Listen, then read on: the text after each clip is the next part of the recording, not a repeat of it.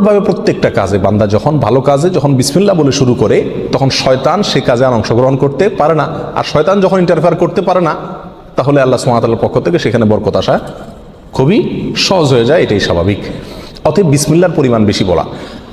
3 নম্বর বরকতের চাবি হলো ভাই কোরআনে কারিমের সাথে সম্পৃক্ততা বাড়ানো। যে যত বেশি কোরআনের সাথে সম্পর্ক গড়বে তার জীবনে তত বেশি বরকত নেমে আসবে। যে ঘরে কোরআন তেলাওয়াত হবে, কোরআনের চর্চা হবে, কোরআনের শেখা হবে, কোরআন বুঝাবুঝি হবে, কোরআনের উপর আমল করার প্রবণতা থাকবে, অভ্যাস থাকবে, সেই ঘরে আল্লাহ সুবহানাহু ওয়া তাআলার বরকত তত বেশি আসবে। আল্লাহ সুবহানাহু ওয়া তাআলা কোরআন কারীমের ভিতরে বলেছেন, ওয়াহাদা কিতাবুন আনজালনাহু মুবারাক।